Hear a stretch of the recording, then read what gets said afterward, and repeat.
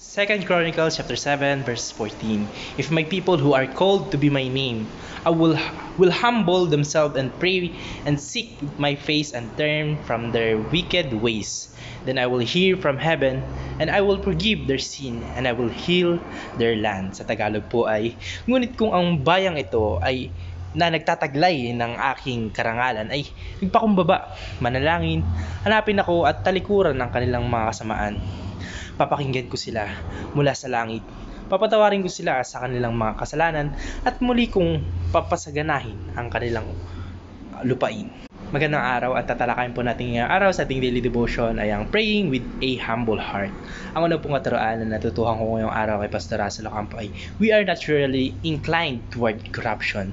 Ang tao po ay may likas o hilig o pagkahumaling sa kasamaan o natural po sa atin yung magkaroon ng masama o kasamaan o masamang puso dahil kagaya po sinabi ko, sa puso po natin nanggagaling mismo yung kasamaan.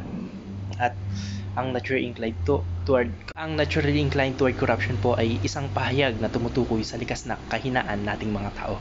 Na dahil sa kasalanan, ang tayo pong mga tao ay may tendency na magpatuloy sa paggawa ng mga mali o hindi makatuwirang mga bagay o mga bagay na hindi akma sa itinuturo sa atin sa Biblia. Kaya sa talatang pong ito, ang mensahe ay nagpapakita po na bagaman tayo ay likas na may pagkahilig sa kasamaan o likas sa atin yung pagiging masama as a human, ay may paraan tayo para tayo ay magbago at pagbalik loob sa ating Panginoon Diyos sa pamamagitan po ng pagsisisi at pagpapakumbaba. Ang natutuhan ko lang po sa pangalawang katuruan ni Pastor Russell Ocampo ay we need humility and repentance.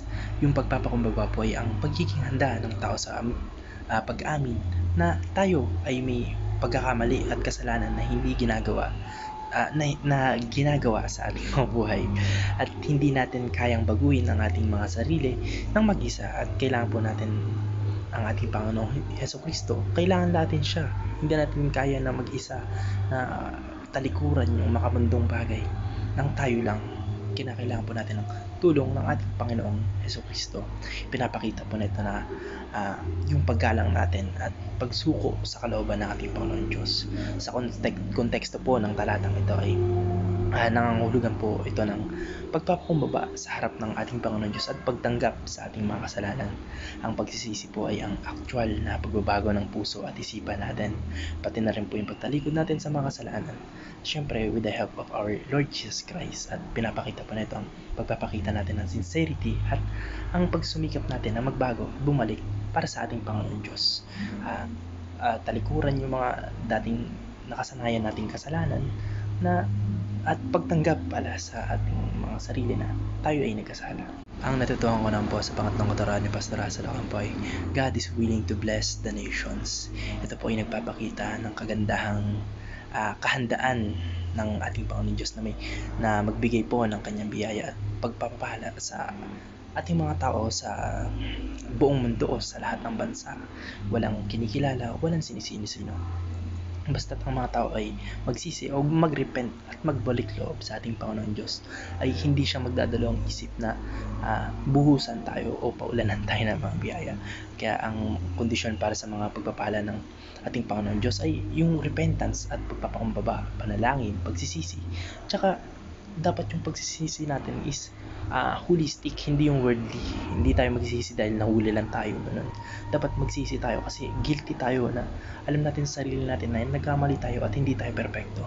At aware tayo na nakikita ng ating Panginoon Diyos yung mga nagagawa nating kasalanan. Kaya willing tayo holistically na magpakumbaba at manghingi ng kapatawaran sa ating Panginoon Diyos at babalik sa Kanya. Siya po ay magpapatawad sa atin at pagpapalain niya tayo mula sa Kanyang trono sa langit. Ito po ay nagpapakita ng kagandahang loob at pagnanais ng ating Panginoon Diyos na magbigay ng pagkakataon sa ating mga tao at mga bansa na magbago at tanggapin ang mga biyaya ng ating Panginoon Diyos. Basta't magsisi tayo, repent at magpakumbaba. Magkaroon tayo ng humility at repentance. Yun lamang po. Maraming salamat ng Allah. Amen.